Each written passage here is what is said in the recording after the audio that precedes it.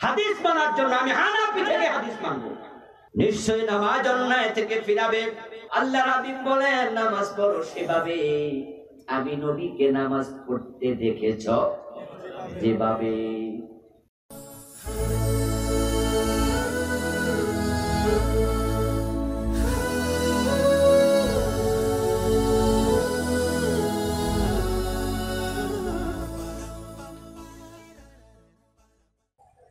আল্লাহ তাআলার পবিত্র দাতের লাখো কোটি শুকরিয়া জ্ঞাপন করছি, যে মহান মনিব অত্যন্ত মেহেরবানি করে কোরআনের আহ্বানে, কোরআনের ময়দানে আমাদের সকলকে হাজির হওয়ার তৌফিক দিলেন।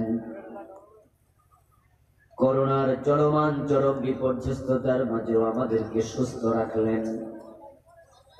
কোরআনের কথা বলার মতো, শোনার মতো কোরআন মুখে হৃদয় দিলেন।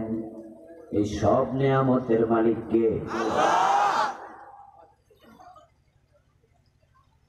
সেজন্য আমরা আলোচনা শুরুতেই মন প্রাণ উজাড় করে অন্তরের সব টুকুন শ্রদ্ধা এবং ভালোবাসা দিয়ে আমাদের মনিব আল্লাহ তাআলাকে শুকরিয়া জানাই, কৃতজ্ঞতা জানাই। সবাই মিলে জোরে জোরে কালিমাত শুকর করি আলহামদুলিল্লাহ। দরুদ ও সালাম বিশ্বনবী সাইয়্যিদুল মুরসালিন ইমামুনা কুদওয়াতুনা হাবিবুনা উসওয়াতুনা সানাদুনা তাবিবু আরওয়াহিনা মুহাম্মাদুর রাসূলুল্লাহ সাল্লাল্লাহু আলাইহি ওয়াসাল্লামের উপর সাহাবায়ে কেরাম ও শুহাদায়ে জামের আলা ইল্লিয়িন আল্লাহ তাআলার কাছে কামনা করছি, বলুন আমিন। সম্মানিত ভাই, আমি আপনাদের সম্মুখে পবিত্র কোরআন মাজিদ থেকে সূরাতুল আনকাবুতের ৪৫ নম্বর আয়াতে কারিমা থেকে তিলাওয়াত করেছি। বিশ্বনবীর পবিত্র মুখ অনুসৃত একখানা দুখানা ছোট্ট ছোট্ট হাদিসে নববী পাঠ করেছি। আল্লাহ তাআলা তৌফিক দান করলে বিষয়বস্তুর আলোকে কিছু কথা বলবো ইনশাআল্লাহ।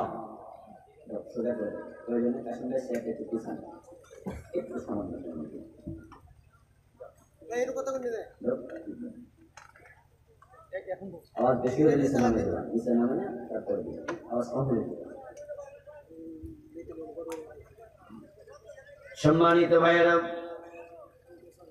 আল্লাহ তাআলা বলছেন ওয়াকিমিস সালাহ, নামাজ কায়েম করো। ইন্নাস সালাতা তানহা, নিশ্চয়ই নামাজ ফিরিয়ে রাখবে, বিরত রাখবে, নিষেধ করবে। আনিল ফাহশাই ওয়াল মুনকার, গর্হিত এবং পাপাচার থেকে। যত গর্হিত কাজ আছে, পাপাচার আছে, অনাচার আছে, নামাজ কায়েম করো, নিশ্চয়ই নামাজ তোমাদেরকে তা থেকে ফিরিয়ে রাখবে। কে বলছেন? ইন্নাস সালাতা তানহা, নিশ্চয়ই নামাজ বিরত রাখবে, নিষেধ করবে। ইন্না শব্দ দিয়ে আল্লাহ দৃঢ়তা বুঝালেন, তাকিদ দিলেন, নামাজ অন্যায় থেকে ফিরাবে। আল্লাহর কথা কখনো মিথ্যা হতে পারে না। ওয়ামান আসদাকু মিনাল্লাহি হাদিসা, ওয়ামান আসদাকু মিনাল্লাহি কিলা।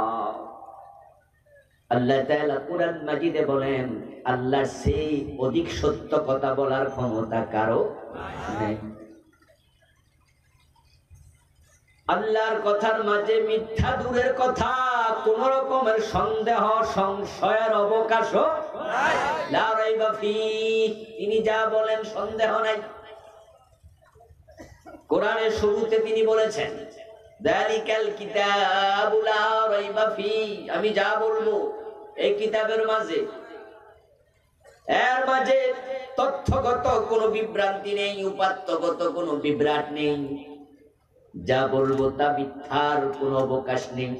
মিথ্যা দূরের কথা, সন্দেহ নেই।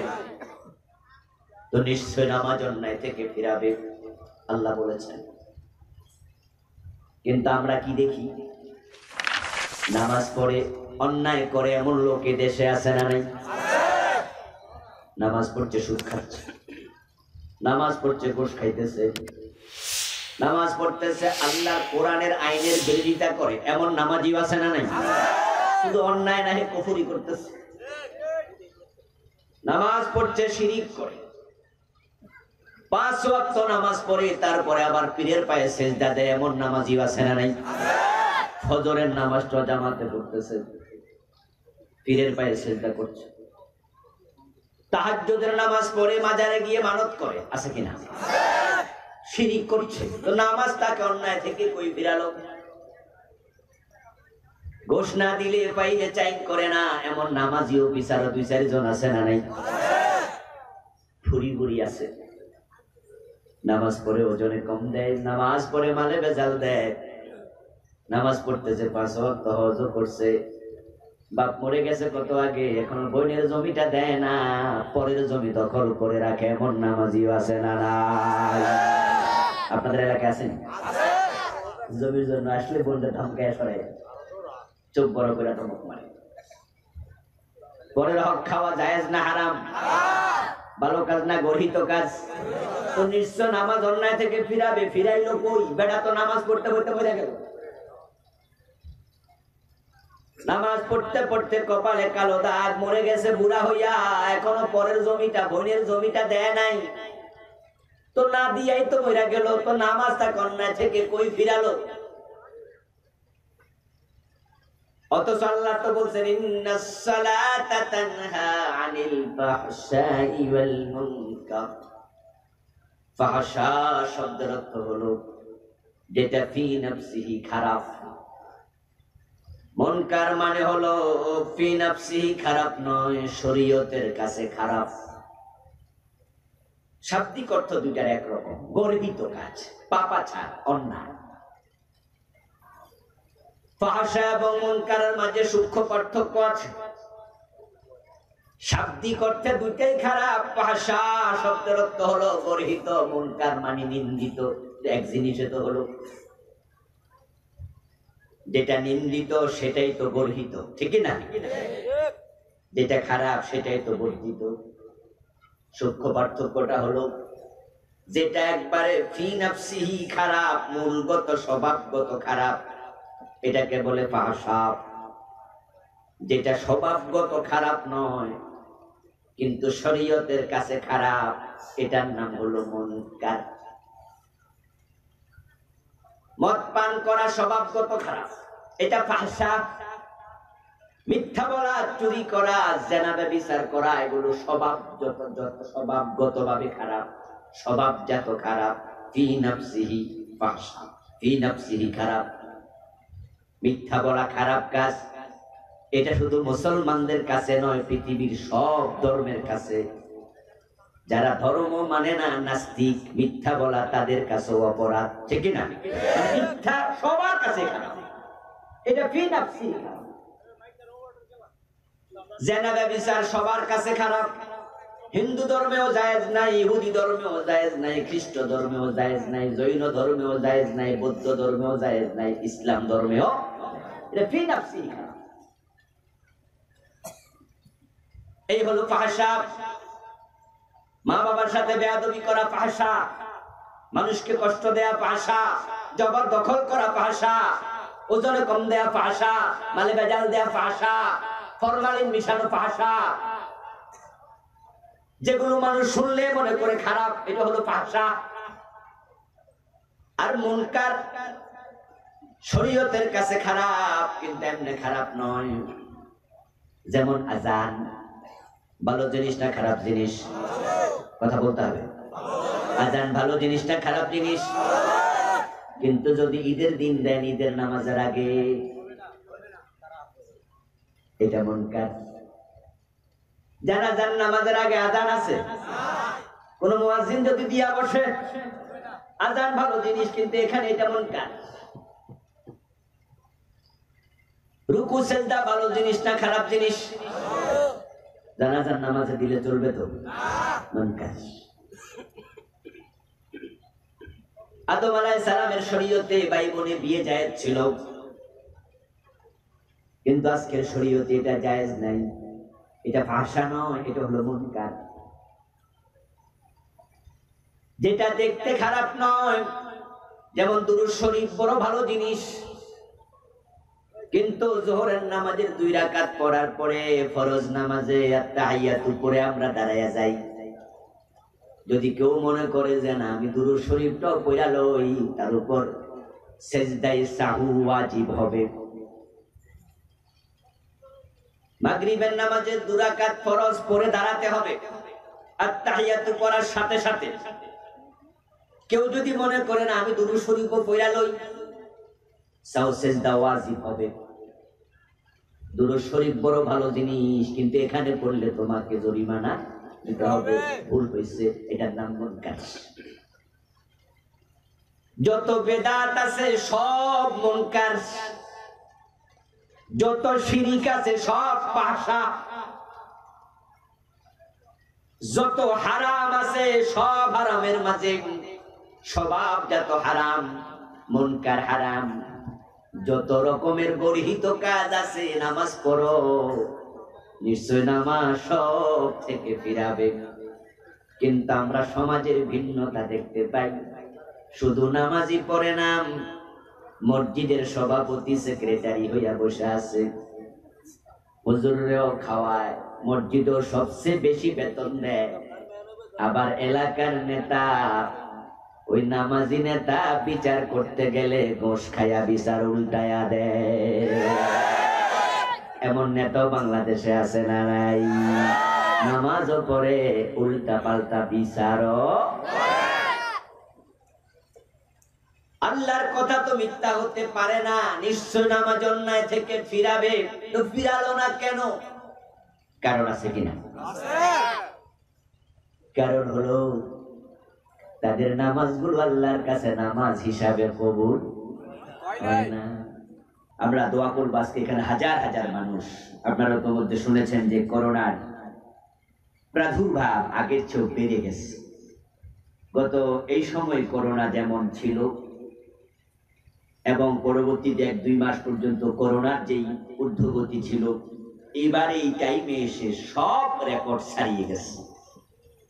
আসলে আমরা লকডাউন দিয়েছি, সরকার দিয়েছে 7 দিনের জন্য। এর আগে লকডাউন কিন্তু লাগাতার 1 মাসের বেশি সময় ছিল। তো লকডাউন দিলেই যদি করোনা না থাকতো, তাহলে তো গত লকডাউনের পরে আর করোনা থাকার কথা ছিল না। লকডাউনের পরে এখন করোনা আবার ফিরে এসেছে। আবার লকডাউন দিলে করোনা চলে যাবে, ব্যাপারটা মোটেও তা নয়। এটা সতর্কতা মাত্র। করোনা যদি চলে যেতে হয়, আল্লাহর অর্ডার লাগবে। আল্লাহ বলেন, হে প্রিয় নবী, যদি কোনো কষ্টে আপনাকে ফেলে দেই, কোনো কষ্ট আপনাকে স্পর্শ করে, আপনি ভালো করে শুনে রাখেন, ওই কষ্ট থেকে, মহামারী থেকে, বিপদ থেকে আপনাকে বাঁচানোর ক্ষমতা আল্লাহ ছাড়া কারো। এখন আমরা যে বিপদে পড়ে গেছি, তামাম বিশ্ব বিপদে পড়ে গেছে। আরে কিছু বিষয় ভেবে খুব কষ্ট পাই। এই যে রমজান মাস আসছে, রমজানের ঈদ আর কোরবানির ঈদ হচ্ছে আমাদের দেশে ব্যবসায়ীদের ব্যবসার একটা চূড়ান্ত মৌসুম। এই রমজানের 1 মাস ঈদ পর্যন্ত ব্যবসা করবে ব্যবসায়ীরা। 1 বছরে যা করে এই 1 মাসে তারা মোটামুটি অনেকে তা করে ফেলে, ঠিক কিনা? বেচা কেনা অনেক বেশি হবে। সবাই অর্ডার দিয়ে এলসিতে অলরেডি মালামাল নিয়ে আসছে। বিদেশ থেকে চিনি এসে গেছে, গম এসে গেছে, আটা এসে গেছে, ছোলা এসে গেছে। যারা কাপড় চোপড় গার্মেন্টস ফ্যাক্টরি ছোট ছোট দোকান দেয়, তারা ভারত থেকে, নেপাল থেকে, অন্য অন্য দেশ থেকে অলরেডি মালামাল এনে ফেলেছে। কোটি কোটি টাকা, যার 10 কোটি টাকা আছে, 10 কোটি টাকার সে মালামাল কিনছে যে রোজা উপলক্ষে বেচা কেনা হবে। এখন যদি মহামারী বেড়ে যায়, সরকার বাধ্য হয়ে লকডাউন বাড়াতে হবে, ঠিক কিনা? আর এটা যদি ঈদ পর্যন্ত চলে যায়, 10 কোটি টাকা থেমে থাকবে। এখন এই 10 কোটি টাকা যে গরিব মানুষটা, সে কিন্তু ধনী নয়। ধনী হলো যারা শত শত কোটি টাকার মালিক, তারা। যাদের 5-10 কোটি টাকা আছে তারা মিডল ক্লাস, তারা মধ্যবিত্ত। এখন এই লোক যদি তার মাজা ভেঙে যায়, সে ভিক্ষাও করতে পারবে না, সইতেও পারবে না, এমন বিপদে পড়বে, মধ্যবিত্ত গরিব হয়ে যাওয়া লাগবে, গরিবরা আরো গরিব হয়ে যাওয়া লাগবে, ধনীরা ব্যাংকের কোটি কোটি টাকা পরিশোধ করতে পারবে না, পুরা দেশ বিপর্যস্ত হবে। এই অবস্থা থেকে আল্লাহর সাহায্য ছাড়া বাঁচার কোনো উপায় নাই, কোনো উপায়। আর লেখাপড়ার অবস্থা কি হয়েছে? হারে আমাদের পোলা পারলে কি বিপদে আছে।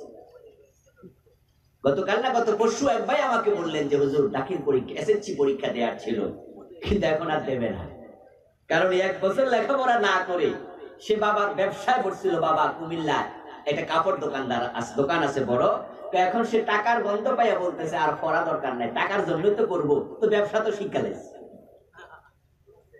এইভাবে কত ছাত্র চলে যাচ্ছে। এখন জাতি বিপর্যস্ত, আমাদের সকলে মিলে আল্লাহর কাছে দোয়া করা দরকার আছে কিনা? আর যার করোনা হয়েছে সে বুঝে এই কি বিপদের রোগ, আত্মীয় স্বজন কাউকে কাছে পাওয়া যায় না। আল্লাহর কাছে আমরা সকলে ইনশাআল্লাহ শেষ দিকে দোয়া করে যাব, এখনো দোয়া করছি, সবাই আমিন বলবেন। আল্লাহ বিশ্ব মানবতাকে, বিশেষ করে প্রিয় মাতৃভূমি বাংলাদেশকে তুমি করোনা মুক্ত করে দাও। আবার বলেন আল্লাহুম্মা আমিন। 1 মিনিটে করোনা সরাইয়া দেওয়ার ক্ষমতা আল্লাহর আছে না নাই? তিনি চাইলে পারবেন, না হয় কিচ্ছুতে কিছু হবে না। আমার বন্ধু বলছিলাম নিশ্চয়ই নামাজ অন্যায় থেকে ফিরাবে, কিন্তু আমাদের অনেকের নামাজ আমাদের অন্যায় থেকে ফিরাতে পারে না। আল্লাহর কথা তো মিথ্যা নয়। কেন পারে না? কারণ হলো এই নামাজ তো কবুল হয় না। নামাজগুলো যদি আল্লাহর পর্যন্ত না পৌঁছে, কবুলিয়তের দরজায় না যায়, তাহলে নামাজ আপনাকে অন্যায় থেকে কেমনে ফিরাবে? নামাজের মাঝে তো রূহ তৈরি হয় না। বিদেশ থেকে আসার সময় অনেক ভাইয়েরা তাদের মেয়েদের জন্য পুতুল কিনে আনে। মানুষের আকৃতির পুতুল গুলো আনা ঠিক হবে না, সেটা ভিন্ন মাসালা। কিন্তু আমাদের দেশের লোকেরা এমন পুতুল কিনে নিয়ে আসে, এমন পুতুলও আছে যে পুতুলে সুইচ অন করে দিলে নাচতে পারে, গাইতে পারে, হাত নেড়ে নেড়ে গান গায়, চোখের ভ্রু পর্যন্ত, চোখের পাতা পর্যন্ত নড়াচড়া করে, হেঁটে হেঁটে গান গাইতে থাকে, এমন পুতুলও আছে। এটা দেখতে হুবহু মানুষের মতো, কিন্তু মানুষ নয়, এটার রূহ নাই, প্রাণ নাই। মানুষ হওয়ার জন্য আরো কিছু জিনিস দরকার নাই, দেখতে মানুষের মতো। ঠিক আমরা যারা নামাজ পড়ছি, আপনার রুকু সিজদা সব দেখতে নামাজের মতো, কিন্তু কিছু কার্যকারণের কারণে নামাজগুলো কবুল হয় না। যাদের নামাজগুলো কবুলিয়াতের মতো উপযোগিতা না পায়, তাদের নামাজ দেখতে নামাজের মতো হলেও এটা আসল নামাজ না। এই জন্য বিশ্বনবী বলছেন সাল্লু কামা রাআইতুমুনি উসাল্লি। তোমরা যদি চাও তোমাদের নামাজ তোমাদের অন্যায় থেকে ফিরাক, তোমার নামাজ তোমাকে ভালো বানাক, তুমি চাও তোমার নামাজ তোমাকে তোমার রবের কাছে নিয়ে যাক, আসলেও নামাজের মাধ্যমে বান্দা তার রবের কাছে যত নিকটে যায়, এত নিকটে যাওয়ার মতো আর কোনো ইবাদত নেই। قال النبي صلى الله عليه وسلم قرب ما يكون العبد من ربه وهو ساجد। সহিহ মুসলিমের riwayat, আল্লাহর হাবিব সাল্লাল্লাহু আলাইহি ওয়াসাল্লাম বলেন, বান্দা যখন সিজদায় যায় সে তার রবের খুব নিকটে চলে যায়। ইযা কামা আহাদুকুম ফি সালাতি ফাইন্নাহু ইউনাজি রাব্বাহ। সহিহ বুখারীর হাদিস। প্রিয় নবী বলেন, বান্দা যখন নামাজে দাঁড়ায় সে তার রবের সাথে কথা বলতে শুরু করে দেয়। তিরমিজিতে এসেছে রাসূল সাল্লাল্লাহু আলাইহি ওয়াসাল্লাম বলেন, বান্দা যখন নামাজে দাঁড়ায় মনটা এদিক সেদিক না নেয়, একনিষ্ঠভাবে নামাজ পড়তে থাকে, আল্লাহ তাআলা তার বান্দার দিকে তাকায়া থাকে। নামাজ ব্যক্তিকে আল্লাহর কাছে নিয়ে যায়। আল্লাহ তাআলা নামাজরত ব্যক্তির দিকে তাকায়া থাকে, আল্লাহর সাথে সে কথা বলে। সহিহ মুসলিমে এসেছে কালান নবী সাল্লাল্লাহু আলাইহি ওয়াসাল্লাম ইদা ক্বালা আল আবদু আলহামদুলিল্লাহি রাব্বিল আলামিন ক্বালা তাআলা হামাদানি আবদি। ইদা ক্বালা আর রহমানির রহিম ক্বালা তাআলা আসনা আলাইয়া আবদি। ইদা ক্বালা মালিক ইয়াউমিদ্দিন ক্বালা তাআলা মাজ্জাদানি আবদি। বান্দা একটা আয়াত পড়ে, আল্লাহ তার কথার জবাব ওই আয়াতের পর দিতে শুরু করে দেন। বান্দার সাথে আল্লাহর কথা হয় নামাজের মাধ্যমে, সে আল্লাহর নিকটে চলে যায় নামাজের মাধ্যমে। আল্লাহ তার দিকে তাকায়া থাকে নামাজের ভিতরে। এত কিছুর পরেও ওই নামাজ আপনাকে অন্যায় থেকে ফিরায় না, কারণ আমাদের অনেকের নামাজটাই রাসূলের মতো নামাজ হয় না। قال النبي صلى الله عليه وسلم خذوا عني مناسككم। ও দুনিয়ার মানুষেরা, তোমাদের দিন, তোমাদের নামাজ, তোমাদের রোজা, তোমাদের হজ, তোমাদের যাবতীয় ইবাদত আন্নি খুযু আন্নি, আমি নবী থেকে গ্রহণ করো। এ হলো রাসূলের কথা। আল্লাহর বক্তব্য, লাকাদ কানা লাকুম ফি রাসূলিল্লাহি উসওয়াতুন হাসানাহ। আমি রাসূলের জীবনকেই, তার কর্মকেই করেছি তোমাদের জন্য একমাত্র আদর্শ। কুল ইন কুনতুম তুহিব্বুনাল্লাহ ফাত্তাবিউনি। আল্লাহকে ভালোবাসতে চাও, আল্লাহর ভালোবাসা পেতে চাও, আমাকে অনুসরণ করো। মান আহাব্বা সুন্নতি ফাকাদ আহাব্বানি। আমার সুন্নাহর আলোকে যে জীবন সাজাবে, প্রমাণ হলো সে আমাকে ভালোবেসেছে। ওয়ামান হাব্বানি কানা মাই ফিল জান্নাহ। আর যে আমার সুন্নাহ অনুসরণ করে আমার ভালোবাসার প্রমাণ দিয়েছে, ওই লোক জান্নাতে আমার সাথেই থাকবে। তো নামাজ জান্নাতের চাবি। এই চাবি যদি আপনি পেতে চান, রাসূলকে অনুসরণ করে নামাজ পড়া দরকার আছে না নাই? রাসূলের সাথে মিলবে না, আল্লাহ তার বান্দার কোন ইবাদত গ্রহণ করবেন না। রাসূলের হলেন আল্লাহর কাছে একমাত্র ব্র্যান্ড। আমার বন্ধু, ব্র্যান্ডের অনেক দাম। আপনি দেখবেন একই মাল ফুটপাতে একরকম মূল্য, ওই মালটা যদি আবার কোন ব্র্যান্ডের কোম্পানির হয়, তার মূল্যের মাঝে আকাশ পাতাল ব্যবধান। এখন যারা ব্র্যান্ডের মাল কিনে অভ্যস্ত, তারা ফুটপাতের মাল গ্রহণ করবে না। এটাই নিয়ম। আমরা যখন মোবাইল কিনতে যাই 30,000, 50,000, 1 লাখ টাকা দিয়ে, আমাদের প্রত্যেকের মাথায় চিন্তা থাকে অমুক কোম্পানির মোবাইলটা কিনতে হবে। আপনি যখন ভালো জুতা কিনতে চান, আপনার মাথায় থাকে এফএক্স অথবা বাটা অথবা ভালো কোনো কোম্পানি। একই রকম জুতা আপনার নিকি বাজারে গেলে দেখবেন, যেটা আপনি ব্র্যান্ডের কোম্পানি থেকে কিনেছেন 1200, 1500, 1000 টাকা দিয়া, ওটা 200 টাকায় পাওয়া যায়। কিন্তু 200 টাকা নয়, মাগনা দিল আমি নেব না। মিষ্টি খেতে যখন দোকানে যাই, আমি আগে দোকানের দিকে তাকায় দেখি ওই আলমারির মাঝে গ্লাস বড় করে লাগানো আছে কিনা, ওই মিষ্টির মাঝে মশা মাছি বসলো কিনা। এগুলো মাথায় রেখে 500 টাকা দাম হবে, 700 টাকা হবে, আমি দিতে দ্বিধা করব না।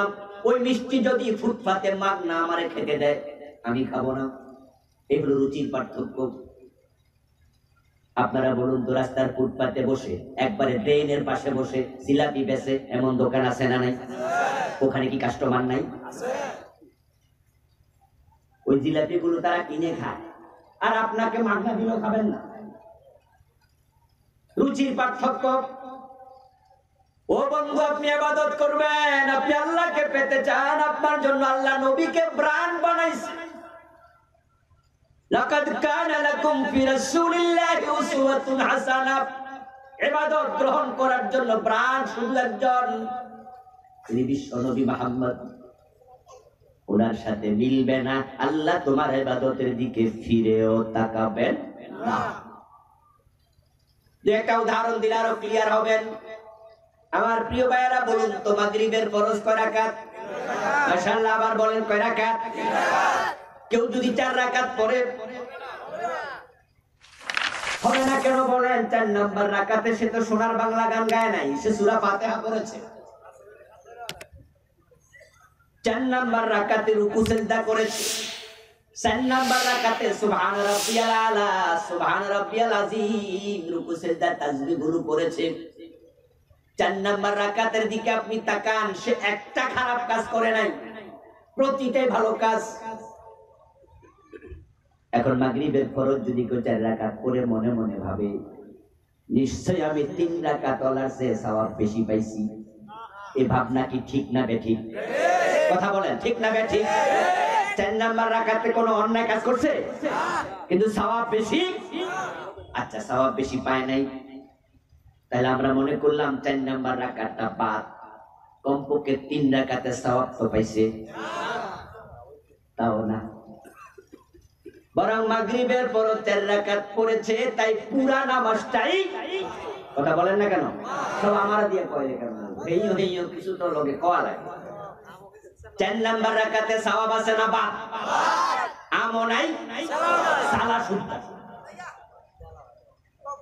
যারা 3 রাকাত পরে সালাম ফিরিয়েছে তারা যে সওয়াব পেয়েছে 4 নাম্বার রাকাত, 4 রাকাত ওয়ালা ওই পরিমাণ সওয়াবও পায় নাই, একটাও পায় নাই। তাহলে প্রথম 3 রাকাত যে ইমামের পিছনে পড়ছিল তখন তো সে কোনো ভুল চুকও করে নাই, ওটা সব বাদ গেল। কারণ কি? কারণ নবী মুহাম্মাদের ব্র্যান্ডের সাথে মিলে নাই। ফজরের নামাজের ফরজ কয় রাকাত? 3 রাকাত পড়লে সওয়াব হবে, পুরা নামাজটাই বাদ হবে।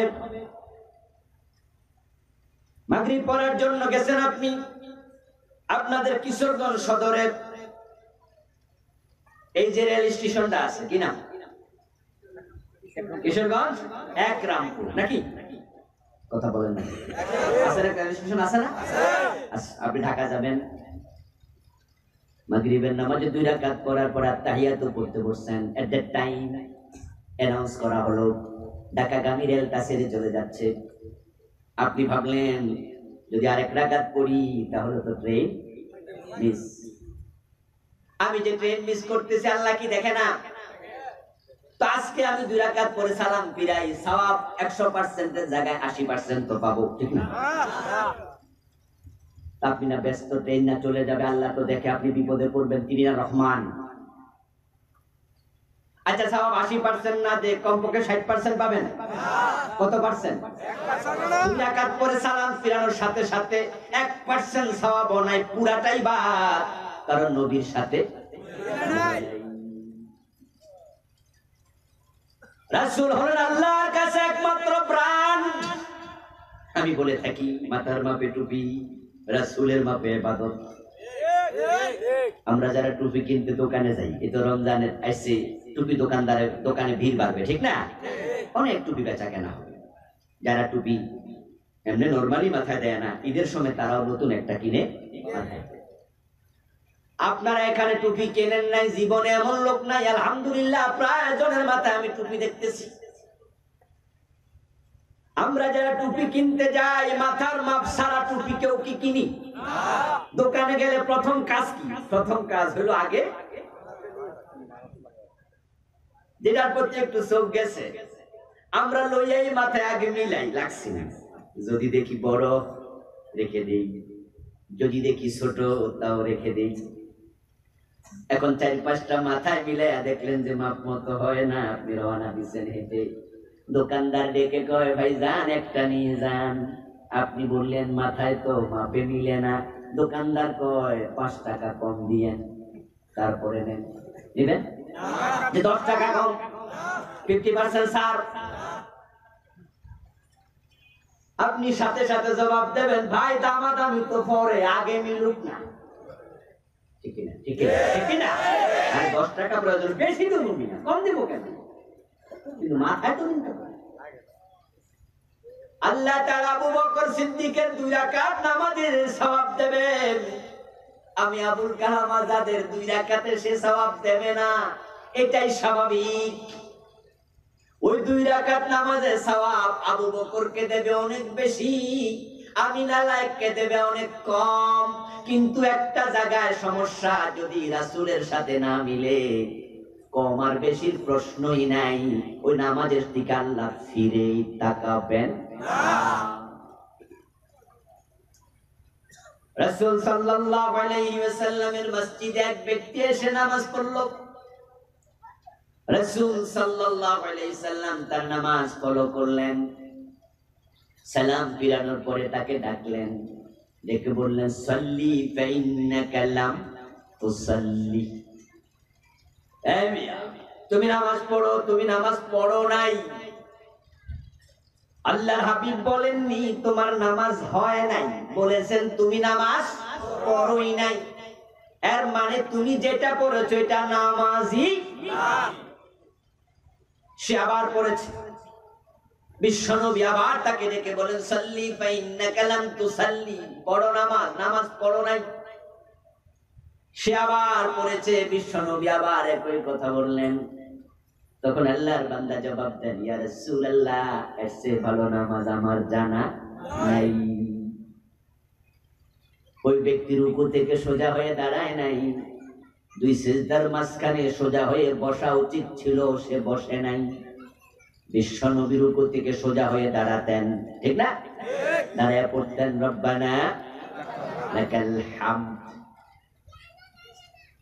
কোন একজন সাহাবী একদিন নামাজে রুকু থেকে দাঁড়ায়া সে পড়তেছে, রব্বানা লাকাল হামদু হামদান কাসীরান তাইয়িবান মুবারাকান ফীহি। নামাজের পরে প্রিয় নবী প্রশ্ন করেন, আজকে রুকু থেকে দাঁড়ায়া এই দোয়াটা কে পড়েছো? সাহাবী জবাব দেয়, ইয়া রাসূলুল্লাহ, আমি পড়েছি। আল্লাহর হাবিব বলছেন, এই দোয়া পড়ার সাথে সাথে আমি দেখলাম 30-এর অধিক ফেরেশতা সওয়াব লেখার জন্য প্রতিযোগিতা শুরু করেছে। এখন রব্বানা লাকাল হামদ পড়ার টাইম নাই, রুকু থেকে সোজা হইয়া দাঁড়ায় না, সিজদায় চলে যায়। এমন নামাজি আমাদের দেশেও আছে না নাই? আছে।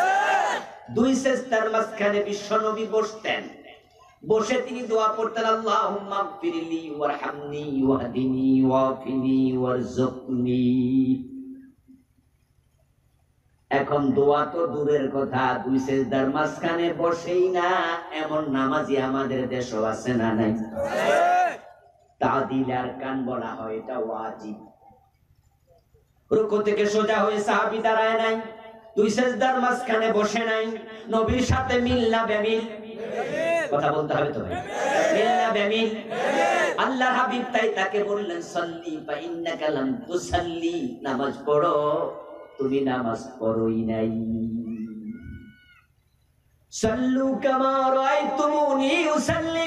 সাহাবী বলে, ইয়া রাসূলুল্লাহ, এর চেয়ে ভালো নামাজ তো আমি জানি না। আল্লাহর হাবিব বলেন, নামাজ পড়ো সেভাবে আমি নবীকে নামাজ পড়তে দেখেছো যেভাবে।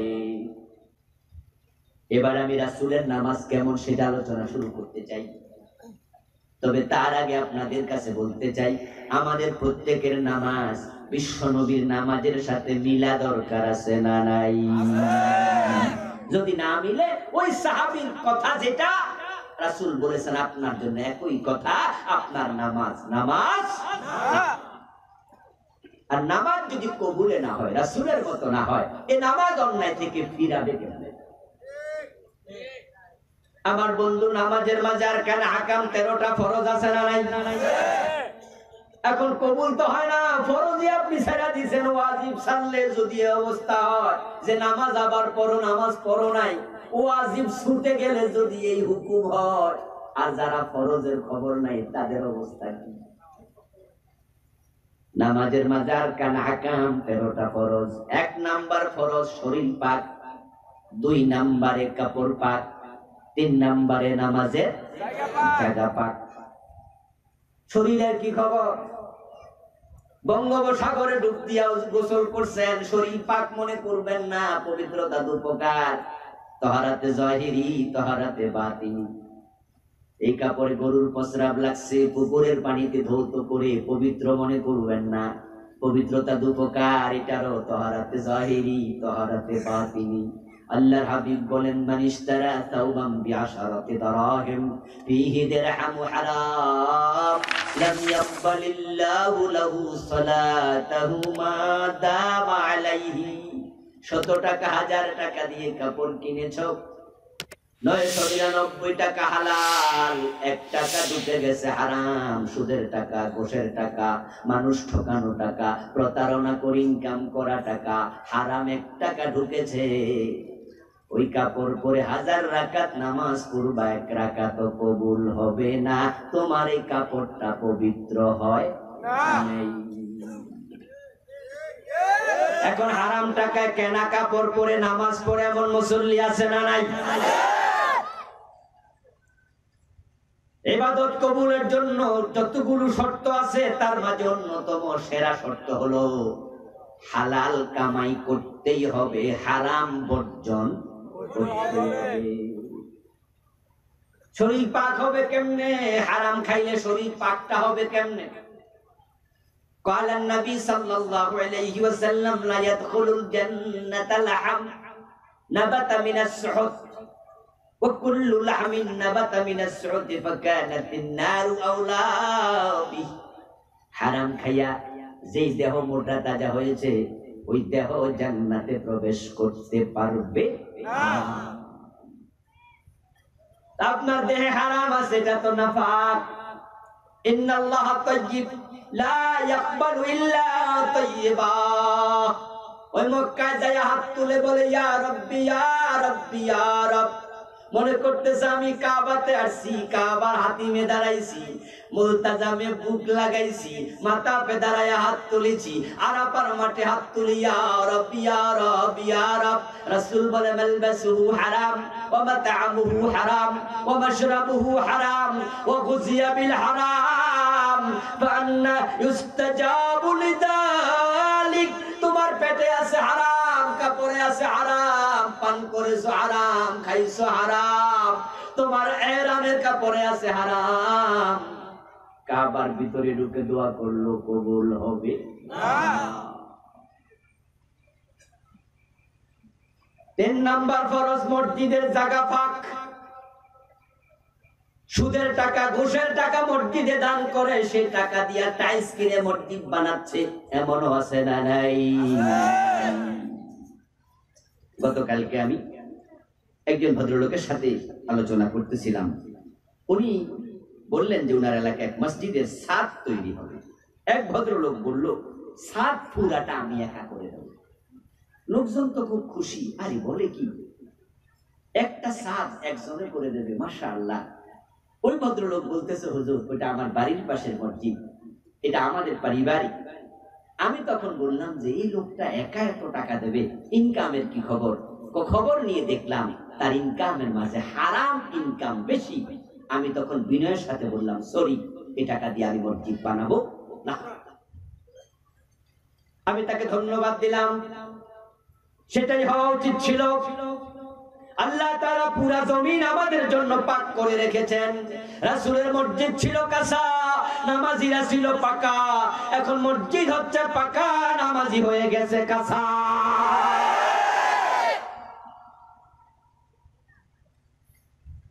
বর্ষাকালে রাসূল সাল্লাল্লাহু আলাইহি ওয়াসাল্লাম যখন রুকু সিজদা থেকে মাথা তুলতেন, সিজদা থেকে মাথা তোলার পরে দেখা যেত নাকের মাঝে, কপালের মাঝে কাদা লেগে আছে। সহিহ বুখারীতে এসেছে এই কপালের মাঝে, নাকের মাঝে কাদা লেগে থাকা প্রমাণ করে মসজিদ কাঁচা ছিল। কিন্তু আমরা এখন প্রতিযোগিতা করতেছি, মসজিদের সিমেন্টে হারাম টাকা ঢুকেছে, বালির মাঝে ঢুকেছে, টাইলসের মাঝে ঢুকেছে, ইটের মাঝে ঢুকেছে। এখন পবিত্র কেমনে করবা, নামাজ কবুল হবে কেমনে? এজন্য লাখ লাখ নামাজির নামাজ কবুল হচ্ছে না। কি বিপদ! এই বিপদ আমরা পড়েছি। আমার ভাইয়েরা, কেরাত পড়া ফরজ, বিশুদ্ধ কেরাত লাগবে, বিশুদ্ধ তেলাওয়াত লাগবে। কিসের নামাজ? রমজান আসতেছে, তেলাওয়াত কারে আমরা দেখাই দিব। এক নিঃশ্বাসে 7 আয়াত শেষ। আলহামদুলিল্লাহ দিয়া শুরু করবে, ওয়ালা দাল্লিন বলার আগে নিঃশ্বাস ফেলবে না। কি পড়েছে হুজুরও বুঝবে না, মুসল্লিও বুঝবে না, ভ্রমরের গুঞ্জরণ চলতে থাকবে। খতম তারাবি হচ্ছে, বাবা সিনা টান টান করে বলে আমাদের মসজিদে খতম তারাবি হয়। কি পরে হুজুরও বোঝে না, মুসল্লিও বোঝে না। শেষে দিয়া জালিমিন কাফিরিন যখন টান মারে, মুসল্লি তখন শুধু টের পায় উঠে যাওয়ার টাইম হইছে। নামাজ না তামাশা? কি চলছে? কিছুক্ষণ আগে সহিহ মুসলিমের হাদিস আমি আপনাদের শোনালাম। বান্দা যখন আলহামদুলিল্লাহি রাব্বিল আলামিন বলে, আল্লাহ জবাবে বলে হামাদানি আব্দি। বান্দা বলে মালিক ইয়াউমিদ্দিন, আল্লাহ বলে মাজ্জাদানি আব্দি। বান্দা বলে আর রহমানির রহিম, আল্লাহ বলে না আলাইয়া আব্দি। এখন আমাদের হুজুর তো এমন স্টাইলে পড়ে এক নিঃশ্বাসে সাতায়াত শেষ, আল্লাহরে কথা কওয়ার কোনো চান্স নাই। বান্দা যখন নামাজে দাঁড়ায় তার রবের সাথে কথা বলে, বুখারীর হাদিস। কিসের কথা? আল্লাহকে কথা কওয়ার সুযোগ দিল কই? বরং বন্ধু আমরা মুসল্লিরাও ফাস্ট, হুজুরের গতি তো কনকট বিমান ফেল। যখন হুজুর 20 রাকাত তারাবি 18 মিনিটে শেষ কইরা দিল, মুসল্লি গরিব দিকে তারায় তাকায়া মুস্কি হাসি দিয়া কয় এতদিনে হুজুর একজন। সভাপতি সাহেবের সেক্রেটারি সাহেব দুধ রোজ করেন, কিনে কিনে দুধ খাওয়া। আমাদের দেশে কয় দুধ রোজ, আপনাদের এলাকায় রোজিনা। রোজিনা তো মহিলা না। আচ্ছা ঠিক আছে, দুধ রোজ, বুঝলেন তো? সেক্রেটারি সাহেব সভাপতি হুজুরের দুধ কিনা খাওয়ান, বল আরো রুকু সিজদা আরো তাড়াতাড়ি। আস্তাগফিরুল্লাহ আলাযীম। এমন তারাবি আপনাদের কিশোরগঞ্জে আছে না নাই? এই নামাজ অন্যায় থেকে ফিরাবে কেমনে? আহলে হাদিসরা ফতোয়া দেবে 8 রাকাতের বেশি নয়। আমরা হানাফিরা বলবো 20 রাকাতের কম নয়। রাকাত লইয়া চলছে মারামারি। কিন্তু বিশ্বনবী নামাজে দাঁড়ালে দুপা ফুলে যেত। ওই সুন্দর নামাজের ব্যাপারে প্রতিযোগিতা হচ্ছে না।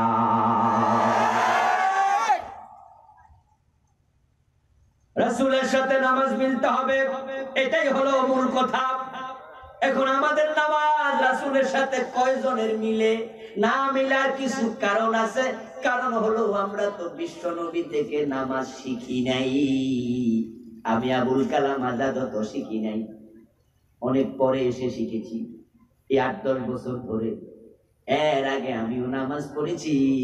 আমার বাবা আমার ওস্তাদের নামাজের মতো নবীর নামাজের সাথে মিলল কিনা খবরটাও নেই নাই। আমার বয়স যখন 3-2, হাফ প্যান্ট ভালো করে পরি না, মাঝে মাঝে পরি, মাঝে মাঝে খুলি। খুলে গেলে মা পরায়া দেয়। আমার পরার বয়স হয়নি, কিন্তু আমার মা যখন নামাজে দাঁড়াতো, আমার বাবা যখন নামাজে দাঁড়াতো, ওই হাফ প্যান্ট ছাড়া ন্যাংটাও পাশে দাঁড়ায়া নামাজ পড়েছি। এমন বাচ্চা শিশু আমাদেরও আছে না নাই? আমার বাবা নামাজে দাঁড়াইছে, আমিও পাশে দাঁড়ায়া বাবার দিকে তাকায়া নামাজ শিখতেছি। আমার বাবা মুখ নাড়ে, আমিও নেড়েছি। আমার বাবা রুকু দিয়েছে, আমিও দিয়েছি। আমার বাবা রুকু দিয়া সোজা হয়ে দাঁড়ায় নাই, আমিও দাঁড়াই নাই, চুপ করে সিজদায় চলে গেছি। আমার বাবা 2 সিজদার মাঝখানে সোজা হয়ে বসে নাই, আমিও তো বসি নাই। আমার বাবার নামাজ যেমন আমি শিখেছি ঠিক এগুলো আমার প্রথম নামাজের উস্তাদ আমার মা, আমার বাবা। আমার বাবা তো বুখারী পড়েনি, আমার মা তো মুসলিম পড়েনি। রাসূল কেমনে নামাজ পড়েছে আমার মা তো জানে না। আমার বাবারে নামাজ শিখাইছে তার উস্তাদ মক্তবে, আর তার উস্তাদ ছিল মুন্সি।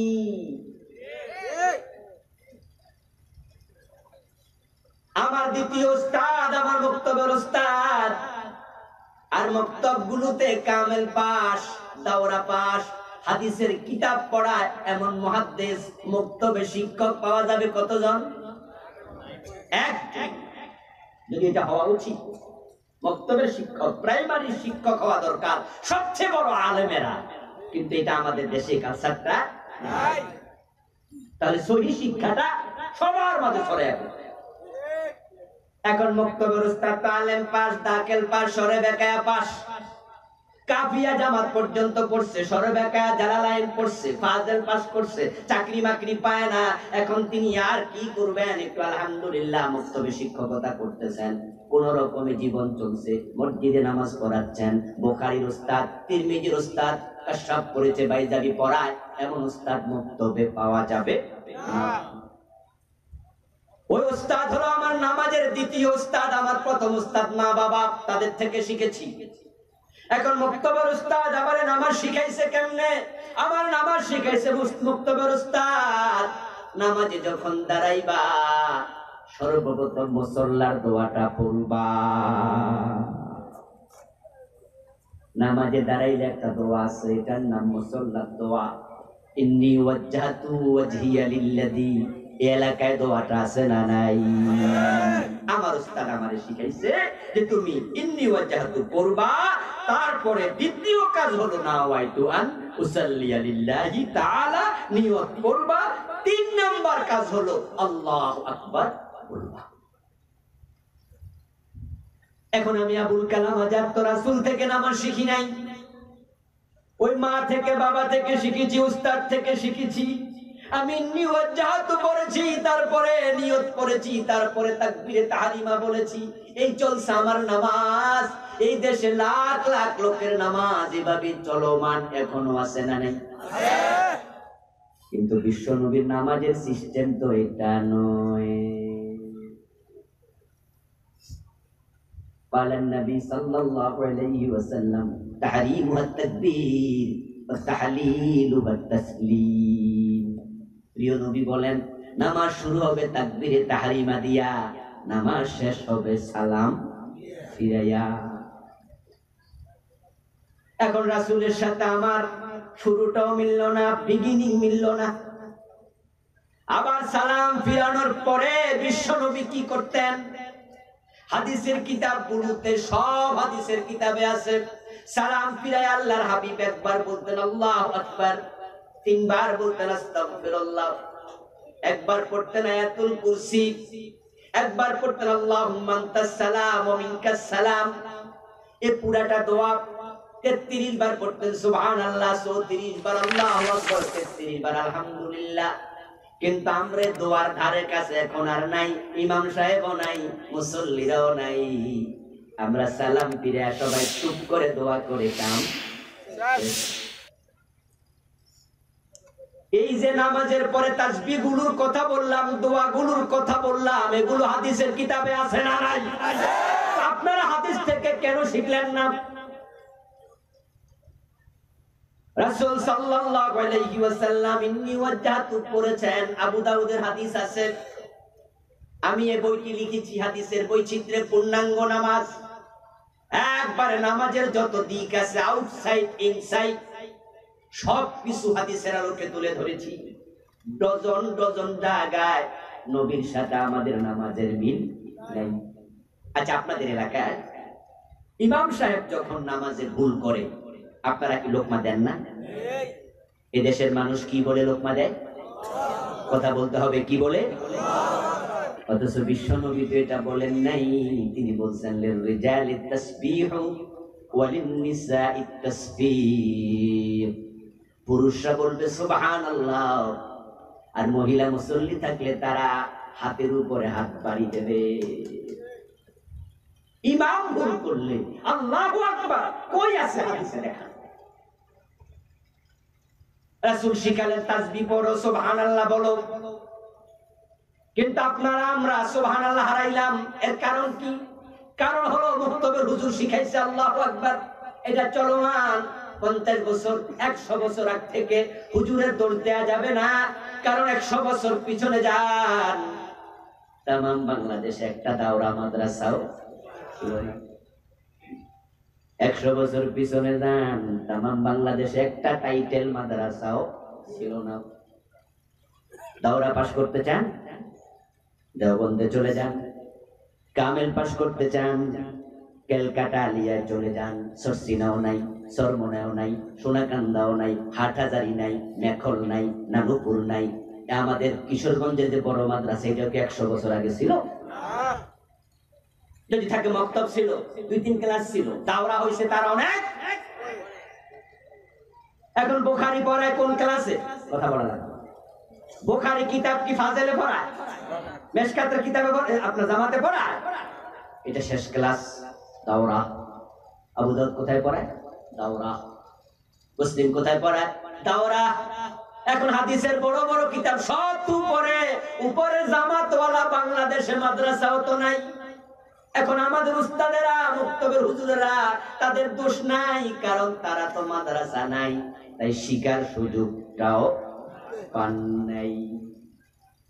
এখন তাদের এলেম যতটুকু ছিল, তাদের কাছে ফতুয়ার কিতাব ছিল মকসুদুল মুমিনিনের মতো কিতাবগুলো, নেয়ামুল কুরআনের মতো কিতাবগুলো, ওগুলো পড়ে পড়ে তারা ফতুয়া দিছে। আপনি আশ্চর্য হবেন, এই কিতাব পড়ে তারা তালাকের ফতুয়াও দিছে। কিছু করার নাই, কারণ তারা তো আর বড় বড় ফতুয়ার স্বামী কাজী খান, ওই কিতাব পড়ার সুযোগ আছে? কি করে টাইটেল পাস করে দুরুল মুখতার, রদ্দুল মুখতার, কাজী খান, ফতুয়ার স্বামী, দাওরা পাস, টাইটেল পাস, হাজার হাজার ছাত্র আছে। পৃষ্ঠা খুলে দিয়া জের নাই জবর নাই, যদি বলে একটু পড়ো, এখন এক পৃষ্ঠা পড়তে দাঁত ভেঙে যাবে। কামেল পাস, দাওরা পাস করে জের জবর ছাড়া পড়তে পারে না হাজার হাজার ছেলে। আর যারা ফাজেল কামেলে পড়ে নাই, এরা কাজী খান বলছে, এরা স্বামী বলছে। এখন তারা তো তখন মুসলমান ছিল, নামাজ শিখাইছে, রোজা শিখাইছে। আপনাদের সবার কাছে আমি বিনয়ের সাথে প্রশ্নের জবাব চাই, তারা কম জানার কারণে কিছু ভুল ঢোকার সম্ভাবনা আছে না নাই? আচ্ছা, আজকের যুগে এবার বলুন, দাওরা পাস আলেম আছে কিনা? কামেল পাস হাজার হাজার আছে না নাই? শত শত দাওরা মাদ্রাসা আছে না নাই? শত শত কামেল মাদ্রাসা আছে না নাই? ভুলের উপরে থাকবো না সংশোধন হবে? ভুল সংশোধনে কোনো লজ্জা নাই। আজ থেকে 30-40 বছর পিছনে যাবেন, দাঁতের চিকিৎসার জন্য কোন ডেন্টাল, আমাদের দেশে যে বর্তমানে ডাক্তাররা আছে, তাদের সুন্দর যে কি বলে এটা, শোয়ার যে বেড, এত সুন্দর বেড অন্য কোন ডাক্তারের কাছে থাকে না। MBBS FRCS যাবেন, যাই দেখবেন যে ছোট্ট একটা টেবিলের মাঝে শোয়াই দিবে, এই মিয়া শোন, বালিশও ঠিক মতো নাই। কিন্তু ডেন্টাল ডাক্তারের কাছে যাই দেখবেন যে বাবা, সিট কারে পড়ে, 5 স্টার হোটেলের সিটের চেয়েও ভালো। টিপ দিলে উঠা যায়, টিপ দিলে বইয়া যায়, টিপ দিলে খাড়াই যায়, কি সুন্দর করে আলো জ্বলে, গাতের ভিতরে নিয়া অ্যানেস্থেসিয়া দিয়া এমন ভাবে দাঁত তোলে, দাঁত দিয়ে উঠে গেছে গা, হে না করলে আমি জানতো না। কিন্তু 50 বছর আগে রাস্তার পাশে বৈশা বাজারে প্লাস দিয়া টাইম না হাতুড়ি দিয়া, হ্যাঁ, আপনার রাস্তার পাশে বইয়া দাঁত খুলবেন তো, আসেন আসেন, মাথা সাপ দিয়া দইরা প্লাস দিয়া টাইম না, হাতের মাঝে দড়াইয়া দিয়ে এবার বাড়ি যাবে। আমার বন্ধু বলুন তো, এখন যদি কেউ প্লাস লইয়া দাঁতের চিকিৎসা করতে যায়, ডাক্তার মাইর খাওয়ার সম্ভাবনা আছে না নাই? পাবলিক কোন দোলায় দিয়ে দৌড়াবে? এখন আধুনিক যন্ত্রপাতি এসেছে, লেখাপড়া করার মতো মেডিকেল সায়েন্সের অভাব নাই, বড় বড় হাসপাতাল হয়ে গেছে, মেডিকেল কলেজ। এখন তুমি পিছনে থাকবে কেন? 50 বছর আগে আমার বাবা মরে গেছে, দাদা মরে গেছে, আমার মা চাচি কতজন মরে গেছে, দাদিরা মরে গেছে, ওরা ভুল নামাজ লইয়া মারা গেছে। আল্লাহ জানে, আল্লাহ দেখেছে, আল্লাহ সব কিছু দেখছেন। মাদ্রাসায় তো নাই, শিখবো কোত্থেকে? কিন্তু আজকের এই দিনে এত আলেম, এত দাওরা মাদ্রাসা, কামেল মাদ্রাসা, এত হাদিস আপনারা পড়েন, এখনো যদি ভুল লইয়া মরেন, বিপদের সম্মুখীন হওয়ার সম্ভাবনা আছে না নাই? আমরা এখন ভুল শুধুমাত্র নামাজে ঢুকাইনি, ভুল ঢুকিয়েছি নামাজের আজানের ভিতরে। আশ্চর্য হবেন, শুধু আজান কেন্দ্রিক যে কত ভুল আমাদের দেশে চলছে। কিছু কিছু জায়গায় গেলে দেখি আজান শুরু হয় দুরূদ শরীফ দিয়া, আসসালাতু ওয়াসসালামু আলাইকা ইয়া রাসূলুল্লাহ, আসসালাতু ওয়াসসালামু আলাইকা ইয়া নবিয়াল্লাহ, আসসালাতু ওয়াসসালামু আলাইকা ইয়া হাবিবাল্লাহ। তারপর আল্লাহু আকবার শুরু হলো। অথচ বিশ্ব নবীর শিখানো আযান দুরূদ দিয়ে নয়, আল্লাহু আকবার দিয়ে শুরু হতো।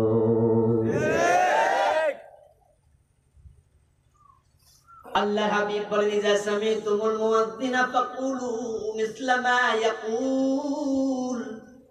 মুয়াজ্জিন আযান দেবে, আল্লাহু আকবার দিয়া শুরু হবে। এখন তোমরা যারা আযান শোনো, তোমরা মুয়াজ্জিনের সাথে সাথে আযানের জবাব দাও। আলহামদুলিল্লাহ, আযানের জবাব দেওয়ার একটা নিয়ম আমাদের দেশেও আছে না নাই? রাসূল বলেন মুয়াজ্জিন যা বলে তোমরাও জবাবে তাই বলো। এখন মুয়াজ্জিন বলে আল্লাহু আকবার, আমরাও বলবো আল্লাহু আকবার। মুয়াজ্জিন বলবে আশহাদু আল্লা ইলাহা ইল্লাল্লাহ, আমরাও তাই বলবো। মুয়াজ্জিন বলে আশহাদু আন্না মুহাম্মাদার রাসূলুল্লাহ, আমরা কি বলবো? এটাই ভুল। এই ভুলটা চলছে শতকরা 95 জন 97 জনের মাঝে। বিশ্বনবী বলেন ফাকুলু মিসলা মা ইয়াকুল সুম্মা সাল্লু আলাইয়া। মুয়াজ্জিন যা বলে তোমরা তাই বলো। সব জায়গায় রাসূলের নাম শুনলে দুরূদ নাই। কোরআন শরীফ যখন পড়ি, কোরআন তেলাওয়াতের ভিতরে রাসূলের নাম আসতে পারে। মা কানা মুহাম্মাদুন আবা আহাদিন মির রিজালিকুম ওয়ালাকিন রাসূলুল্লাহি ওয়া খাতামান নাবিয়্যিন। এই যে মুহাম্মাদের নাম শুনলাম, ওখানে কি থাইম্মা দুরূদ পড়ি? কোরআনের ভিতরে দুরূদ চলবে না। হাদিসের কিতাবগুলো বাড়িতে গিয়ে কিতাবুল ঈমান দেখবেন, কালেমার পরে দুরূদ নাই। আমাদের দেশে না জানার কারণে, না বুঝার কারণে কালেমার পরেও আমরা দুরূদ পড়ি। আপনারা দেখুন হাদিসের কিতাবগুলোতে লেখা আশহাদু আল্লা ইলাহা ইল্লাল্লাহু ওয়া আশহাদু আন্না মুহাম্মাদান আবদুহু ওয়া রাসূলুহু। এখানে সাল্লাল্লাহু আলাইহি ওয়াসাল্লাম আর কালেমার প্রতিটা অক্ষর ঈমান, বাড়ানো যাবে না, কমানো যাবে না।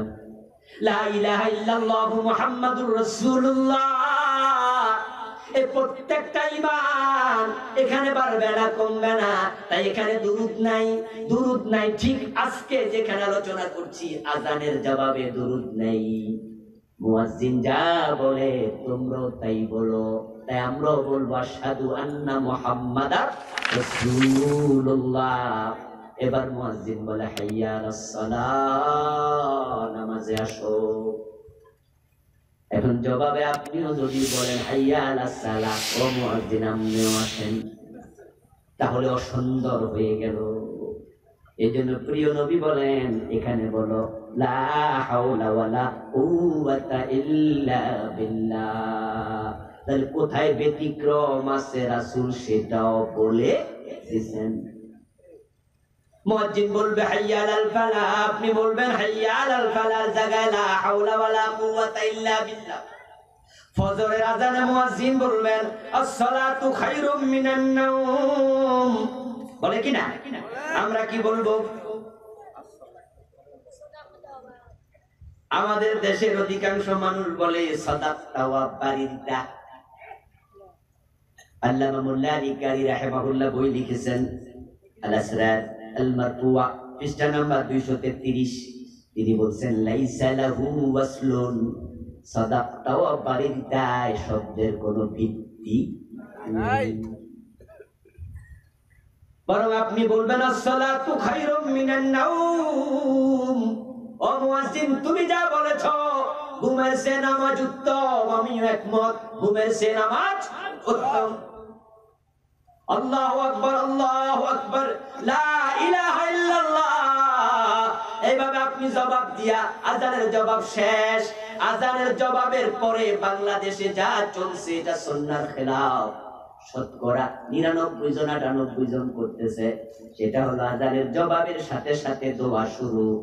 অথচ রাসূল সহিহ মুসলিমের হাদিস তিনি বলছেন সুম্মা সাল্লু আলাইয়া, আযানের জবাব শেষ করে তোমাদের কাজ হবে আমার উপরে দরুদ পড়ো। ওই যে নাম শুনেছ পড়ো নাই, সেটা বাকি ছিল। সুম্মা সাল্লু আলাইয়া, অতঃপর তোমরা আমার উপরে দরুদ পড়ো। এখন এই দরুদটা আমরা না পড়ে আমরা দোয়া শুরু করছি। এখন দোয়ার মাঝেও পেঁচ লাগাই দিলাম সুম্মা সাল্লু আলাইয়া। সহিহ মুসলিম হাদিস নাম্বার 748, আবু দাউদ হাদিস নাম্বার 523। এই হাদিস আমাদের দেশের আলেমরা পড়েনি, এটা মোটেও সত্য নয়। অনেক আলেম পড়ছে, মুহাদ্দিসরা তো পড়াচ্ছে। মুসলিমের হাদিস, আবু দাউদের হাদিস, সুম্মা সাল্লু আলাইয়া, আযানের জবাবে পড়ে আগে আমার উপর দুরূদ পড়ো। এটা বাদ পড়লো কেন? বাদ পড়েছে কারণ হলো আমার ওই বক্তব্যের হুজুর শিখাইছে, আমি সেখানে এখনো থেমে আছি। ডেন্টাল ডাক্তার এখন ক্লাস নিয়ে বসলে আমি যাই না, আমি আধুনিক ডাক্তারের কাছে যাই। কিন্তু হাদিসের ব্যাপারে আমরা থেমে আছি 50 বছর আগে। রাসূলের সাথে মিলে না, ইবাদত কবুল হয়। এবার দোয়া হবে আল্লাহুম্মা রাব্বা হাযিহি দাওয়াতি তাম্মা। এই দোয়ার মাঝে পেছ লাগায় কত জায়গায় আমি দেখি হাত তুলে দোয়া করতেছে এবং ইখলাসের সাথে। অথচ বিশ্ব নবী স্বাভাবিক দোয়ার মাঝে কখনো হাত তুলতেন না, তিনি হাত তুলতেন বিশেষ দোয়াতে। রাসূল যা করেন নাই আমরা তা করব না, বিশ্ব নবী যা ছাড়েন নাই আমরাও তা ছাড়ব না। এটার নামই হলো ইসলাম। বাড়ানো যাবে না, কমানো যাবে না। ইসলাম রাসূলের সাথে মিলবে সব। আচ্ছা, আপনারা যারা হজ করছেন, ওমরা করেছেন, তারা একটু দয়া করে জবাব দেবেন। আমরা কি হেরাম বাজার পরে টুপি মাথায় দেই? ওমা হাজি নাই নাকি? ডাক্তার হাজিটা যে দরকার নাই, আলেম নাই কম, সবাই কম। এহরামের কাপড়ের পরে কি টুপি মাথায় দেই? কেন? রাসূল দেন। নরমালি যদি আমি এখন টুপি ছাড়া এইভাবে হাঁটি, আপনাদের এলাকায় আজকের মাহফিলে আসতাম, শুরু থেকে টুপিটা ফালাই দিয়া আমি এসে ওয়াজ শুরু করতাম, আপনারা সবাই মনে মনে বলতেন আচ্ছা ঘটনাটা বুঝি গেছে, বলতেন কিনা কি ঘটনা, কি হুজুর আজকে এটা কি হয়েছে? সেই আমি যদি ইহরামের কাপড় পরার পরে টুপি মাথায় দেই, আরাফার মাঠে সবাই তাকায় থাকবে, কিন্তু হুজুরের হইল ঠিক কিনা? ঠিক কিনা? এখানে টুপি মাথায় যদি না দেই তাহলে আপনি খারাপ ভাবে দেখছেন। আবার যখন ইহরামের কাপড় পরার পরে আমি টুপি মাথায় দেই, আপনি তখনও খারাপ ভাবে দেখছেন। এর কারণ আমার এখনকার টুপি তখনকার টুপি রাসূলের সাথে মিলবে না, তখন ভালোভাবে দেখা যাবে না। আচ্ছা, রাসূলের সাথে আমার টুপি দেয়াটা মিলে না, টুপি দেয়া কি ফরজ? কথা বলেন না কেন? কথা বলেন, টুপি দেয়া কি ফরজ? এই যে আমি খুলছি, গুনাহ হয়ে গেছে? এটা তো সুন্নাহ মুস্তাহাব্বা, উত্তম সুন্নাহ। আমার বন্ধু, দিলে সওয়াব আছে না দিলে গুনাহ নাই, এমন একটা সুন্নাহ যদি নবী মুহাম্মদের সাথে আমার বেমিল হয়, রাসূল সাল্লাল্লাহু আলাইহি সাল্লামের খেলাফ হয়, তাহলে আপনারা বলেন কামটা হুজুর কি করলো? এবার বলুন তো, ফরজ ওয়াজিব গুলো রাসূলের সাথে আরো বেশি মিলা দরকার আছে না নাই? সুন্নাহ মুস্তাহাবা মিলতে হবে, সুন্নাহ ওয়াজিবা মিলতে হবে, ফরায়েজ মিলতে হবে, হুরুমাত মিলতে হবে, মাকরুহাত মিলতে হবে। পুরো ইসলাম রাসূলের সাথে। যেখানে মিলবে না সেখানে আমরা গ্রহণ করব না। আমার মুসলমান ভাইয়েরা, আল্লাহর হাবিব সাল্লাল্লাহু আলাইহি ওয়াসাল্লাম খাওয়ার শুরুতে দোয়া করছেন কিন্তু হাত তোলেন নাই, খাবার শেষে দোয়া করেছেন হাত তোলেন নাই, মসজিদে ঢুকতে দোয়া করেছেন হাত তোলেন নাই, মসজিদ থেকে বের হতে দোয়া করেছেন হাত তোলেন নাই, ঘুমানোর পূর্বে দোয়া করেছেন হাত তোলেন নাই, ঘুম থেকে উঠে দোয়া করেছেন হাত তোলেন নাই। তাই আমরা সবাই রাসূলকে মেনে কেউ দোয়াগুলোতে হাত তুলি। আপনারা বলুন তো, টয়লেটে ঢুকতে দোয়া আছে না নাই? বের হতে আছে। এখন যারা হাত তুলা মজা পান, বাইরে হওয়ার সময় যদি হাত তুলা মুছছেন কি অবস্থা হইব? ইসলাম কত সাইন্টিফিক, কত সুন্দর। প্রতিটা সুন্নাহর সাথে সায়েন্সের, বিজ্ঞানের সম্পর্ক আছে। কিছু খোঁজ আমরা পেয়েছি, কিছু খোঁজ আমরা এখনো পাইনি। রাসূল সাল্লাল্লাহু আলাইহি সাল্লাম নামাজে যখন দাঁড়াতেন, নামাজে দাঁড়ায়া তিনি মুসল্লিদের দিকে ফিরে বলতেন, তোমরা মিলে মিলে দাঁড়াও, কাছাকাছি দাঁড়াও, কাঁধে কাঁধ মিলাও, পায়ে পা মিলাও, ফাঁকা রাখিও না। সাদ্দুল খালাল ওয়া তারাসু। কিন্তু বাংলাদেশে দাঁড়ানোর পরে মুসল্লিদের এমন বদ স্বভাব হইছে, ফাঁকা না রেখে দাঁড়াই না। কোথাও সারাঙ্গুল, কোথাও আটাঙ্গুল, কোথাও এক বিগত, করোনা আইসা 2.5 হাত হইছে। অথচ বিশ্ব নবীর বক্তব্য কি শুনুন। প্রিয় নবী বলেন, যখন তোমরা মাঝে ফাঁকা রাখো আমি দেখতে পাই শয়তান বকরির বাচ্চার সুরত ধরে তোমাদের দুই পায়ের মাঝখানে দাঁড়াইয়া গেছে। হ্যাঁ ঠিক আছে, করোনা যেহেতু এসেছে আমরা করোনার কারণে সতর্ক থাকবো, কিন্তু আচ্ছা বলুন তো আজকের মাহফিলে যে আপনারা পাশাপাশি বসছেন এখানে কি করোনা ধরতে পারে না? লোকাল বাসে পারে না, গার্মেন্টস ফ্যাক্টরিতে পারে না, বাজারগুলোতে পারে না, তো কোথাও সতর্ক হলেন না, শুধু মসজিদে হবেন, এটা তো আবার ঠিক না। ঠিক না? ঠিক না? কোথাও সতর্ক হলেন না, করোনা কি সব মসজিদে গিয়ে ঢুকছে? এরপরও আমরা বলবো হ্যাঁ সতর্কতা ইসলামেও জায়েজ আছে, এটা হলো আপৎকালীন সতর্কতা। আচ্ছা আল্লাহ যেন আগামী 1 মাস 2 মাস পরে করোনা তুলে নিয়ে দোয়া আমরা করি, ঠিক না? দোয়া করি নগদ আল্লাহ আজকে তুলে নাও, বলেন আমিন। করোনা উঠে গেলে কি ফাঁকা রাখবেন? হ্যাঁ রাখবেন না। ফাঁকা রাখার ব্যাপারে আমাদের দেশে একটি ভুল কথা প্রচলিত আছে যে 2 জন মুসল্লির মাঝখানে ফাঁকা রাখতে হবে 4 আঙ্গুল, এমন কোন রিওয়ায়াত আমার চোখে পড়ে নাই। আমি এটা খুঁজেছি, বই যেহেতু লিখেছি সেহেতু কোমরে গামছা না বেঁধে কিন্তু বই লেখা যায় না। কারণ কাল বাদে পরশু কোন একজন মুহাদ্দিস আমাকে বলবে এই কথাটা যে আপনি লিখছেন হুজুর এটা তো হাদিসে নাই, উল্টা আছে, তখন আমার সংশোধন করতে হবে, লজ্জায় করতে হবে। হাজার হাজার লোকের কাছে ভুল মেসেজ চলে গেছে, আল্লাহর কাছে ক্ষমা চাইতে হবে, ঘোষণা দিতে হবে আমার ওই বক্তব্যটা ভুল ছিল। এত ঝামেলায় যাওয়ার তুলনায় গবেষণা করে লেখা কি উচিত নয়? আমি গবেষণা করে দেখলাম যে 2 জনের মাঝখানে 4 আঙ্গুল ফাঁকা রাখতে হবে এমন একটা কথা বাংলাদেশে প্রচলিত আছে, এটা হাদিসের কিতাবে নাই। এরপর একামত হবে, সব মুসল্লি বসে আছে, মুয়াজ্জিন একামত দেয়, কখন আমরা দাঁড়াবো এটা নিয়ে দেখা যায় কেউ কামাতিস সালাহ বললে দাঁড়ায়, কেউ হাইয়া আলাস সালাহ বললে দাঁড়ায়, কেউ শুরুতে দাঁড়ায়, কেউ মাঝে দাঁড়ায়, কেউ একামত শেষ হলে দাঁড়ায়। কোন সময় দাঁড়ানো সুন্নাত এটাও জানা দরকার আছে না নাই? আমি সবিস্তার এটা তুলে ধরেছি। এরপর আমরা নামাজে দাঁড়াবো, হাত কোথায় বাঁধবো, আমি জোরে বলবো না আস্তে বলবো, এগুলা নিয়ে তুমুল ঝগড়া চলছে। ও আমার বন্ধু কান খুলে শুনুন, রাসূল সাল্লাল্লাহু আলাইহি ওয়াসাল্লামের একাধিক আমলের ভিন্ন ভিন্ন হাদিস যখন পাওয়া যাবে তখন আমরা ভিন্ন ভিন্ন আমল দেখলে মাইন্ড করতে পারবো না। রাসূলের ভিন্ন ভিন্ন হাদিস ভিন্ন ভিন্ন আলেমরা গ্রহণ করেছেন। ইমাম শাফিঈ রাহিমাহুল্লাহ জোরে আমিন বলতেন, ইমাম আবু হানিফা জোরে আমিন বলতেন না। শাফিঈ মাযহাবের লোকেরা বুকে হাত বাঁধে, হানাফি উলামায়ে কেরাম নবীর নিচে বাঁধে। আপনি যখন দেখবেন ভিন্ন ভিন্ন হাদিস আছে তখন আপনি চুপ মেরে যাবেন, কারণ আপনি যখন বলবেন আপনি হাত বুক থেকে নিচে নামান, আপনি হাত বেঁধেছেন এখানে আমি এখানে, আপনি ঝগড়া করতে গেলেন, আমি জোরে আমিন বলেছি আপনি মানা করলেন, আলটিমেট আমার বিরোধিতা নয় রাসূলের একটা হাদিসের বিরুদ্ধে আপনার অবস্থান চলে গেল। লিল্লাহি আকবার, আল্লাহু আকবার, লিল্লাহি তাকবীর, আমার ভাই আল কোরআনের আলো, আল কোরআনের আলো। এখন হয়েছে কি, আমরা কনজারভেটিভ হয়ে গেছি।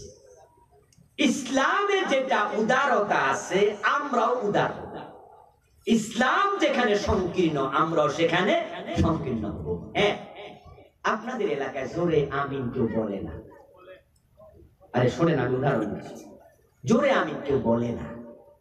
হঠাৎ করে একজন বলে বসলো, ধরেন তার বাড়ি রাজশাহী, ও এলাকায় হালে হাদিসের লোক আছে, বেড়াইতে আসছে, এখানে মাগরিবের নামাজে গিয়ে দাঁড়াইছে, ইমাম সাহেব বলে উনি তালে তালে কইয়া দিছে আমিন। আচ্ছা এখন নামাজে দাঁড়ায় যদি আপনি মনে মনে ভাবেন সালাম ফিরা তার করতেছি, তাহলে আবু দাউদে আমিন জোরে বলা 2টি হাদিস আছে, আমি হাদিস নাম্বার সহ এনেছি। এই যে আপনি তারে ধরতাছি ভাবতেছেন, সে তো রাসূলের একটা হাদিসে আমল করছে নাকি, যেটা আপনি করেন নাই। একজন নামাজীর বিপক্ষে, একজন মুমিনের বিপক্ষে, একজন রাসূলের হাদিস মানা ব্যক্তির বিপক্ষে আপনার মনে যদি কোন রকমের ঘৃণা থাকে, হিংসা থাকে, তাহলে আপনি কি সত্যিকার মুমিন? না। রহমাউ বাইনাহুম, মুমিন মুমিনের ভাই, একে অপরের প্রতি হবে দয়াত্র, ভালোবাসাওয়ালা। হ্যাঁ, যদি আপনার কাছে মনে হয় যে এভাবে জোরে আমি দুই একজনে বললে বিষয়টা একটু কেমন কেমন লাগে, তাহলে আপনি তাকে ভালোবাসা নিয়ে কপালে একটা চুমু খাইয়া, গলায় হাত দিয়া জড়াইয়া ধইরা, তারপরে কানে কানে বলেন না, ভাই আস্তে আমিন বলার হাদিস যেহেতু আছে, তুমি অযথা জোরে বলে একটু কেমন কেমন প্যাঁচ ট্যাঁচ লাগতেছে, মানুষ সমালোচনা করে, আর একটু আস্তে বলো না, তাহলে তো হক আদায় হয়ে যায়। ভালোবাসা নিয়ে কি সংশোধন করা যায় না? কিন্তু জোরে আমি হইনা আমি মনে মনে খেপতাছি যে শুধুমাত্র নিয়তটা ছাড়তে পারলাম না, মানে এখনই দেখলাম আস্তাগফিরুল্লাহ, জোরে আমিন বললে গলা ধাক্কা দিয়ে বের করে দাও, এমন কথা বলেছে এমন আলেমও আছে না নাই? মসজিদ কার? আন্নাল মাসাজিদা লিল্লাহ, কোরআনের আয়াত। মসজিদগুলো আল্লাহ, আল্লাহর মসজিদে আপনি অন্যকে ঘাড়ে ধাক্কা দেবেন, এই অধিকার আপনাকে কে দিল? আমার বন্ধু, ইসলাম যেখানে উদার, আমরা হব উদার। বেদাতের ব্যাপারে আমরা হব খুব সিরিয়াস, শিরকের ব্যাপারে হব সিরিয়াস। যেটা ইসলামে ছিল না এমন কোন জিনিস কেউ ঢুকাবে সেটা আমরা মানব না। আমার আগের বক্তা আমাদের আবুল কাশেম দৌলতি ভাই, আমি যখন এসেছি শুনেছি তিনি বেদাত নিয়ে কথা বলেছেন। আমার ইমিডিয়েট আগে যিনি আলোচনা করেছেন তিনি শিরকের ব্যাপারে বলেছেন। মাথায় রাখবেন, এই দুইটা জিনিস পরিত্যাগ করতেই হবে, কোনো কথা নাই। বেদাতের ব্যাপারে আপোষহীন হবেন, কারণ বেদাত যখন আপনার ইসলামে, আপনার দ্বীনে ঢুকে যাবে, ইবাদত কবুল হওয়া বন্ধ হয়ে যাবে। বেদাতি নামাজ কবুল হয় না, রোজা কবুল হয় না, হজ কবুল হয় না, ইভেন বেদাতি বিশ্ব নবীর সুপারিশও পাবে না। কিন্তু এভেলেবেল বেদাত আমাদের দেশে ঢুকে গেছে। কইলে তো কষ্ট পাবেন, কি যে করি, কইলে মা মাইর খায়, না কইলে বাপে হারাম খায়। মেজাজি বাবা রিক্সা চালায় উঠানে রিক্সাটা রাইখা ঘরমাক্তক দেহ নিয়ে নামছে, নেমে বউরে কয়, এ বাপ বাপ ক্ষুধায় অস্থির। বউ কিনা ভাতের পাতিলটাকে ঠান্ডা হওয়ার জন্য, গরম ভাত ঠান্ডা হওয়ার জন্য ঢাকনাটা খুলে রেখে তরকারির জন্য পাক করে গেছে, কুত্তা এসে ভাত খাওয়া শুরু করছে। যুবক ছেলেটা এসে দেখে কুত্তা প্লেটে মুখ দিয়া ভাত খাচ্ছে।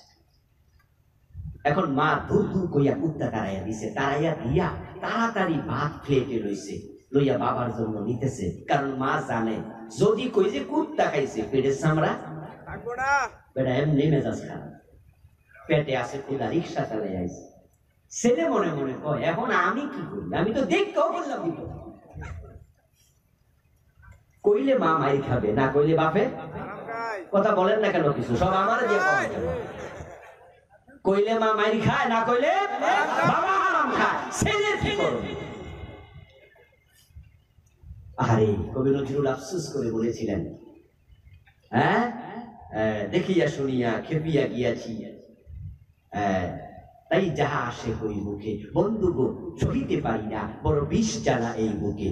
দেখিয়া শুনিয়া খেপিয়া গিয়াছি, তাই যাহা আসে কই মুখে, রক্ত তো ছড়াতে পারি না একা, তাই লিখে যাই এই রক্ত লিখা। যখন দেখেছে জালেমরা বাংলাদেশীদের উপরে ওই আপনার ব্রিটিশরা জুলুম করতেছে, নজরুল বলে, একা তো আর রক্ত দিতে পারি না, পরিবর্তন করতে পারি না, তবে এই জন্য লিখতেছি, কারণ দেখতে তো খেপা গেছি, না লিখতে অত উপায় নেই। আপনারা জিকির করছেন আল্লাহকে পাওয়ার জন্য, আলহামদুলিল্লাহ আলহামদুলিল্লাহ, কিন্তু জিকির করতে করতে গাছের আগা উঠতে হবে, এটা পাইলেন কই? জিকির করতে করতে বাঁশের আগা উঠা যায় এমন মজলিস আছে না নাই?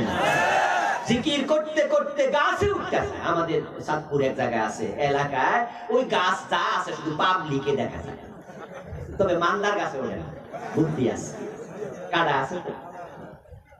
আপনারা ইউটিউবে কত মজলিস দেখেছেন যে হুজুরের ওয়াজ শুনে হুজুরের কান দুইটা চাপ মারে, এমন মজলিসও আছে না নাই? বিশ্বনবী কি জিকির করেননি? গাছে উঠছেন কয়দিন?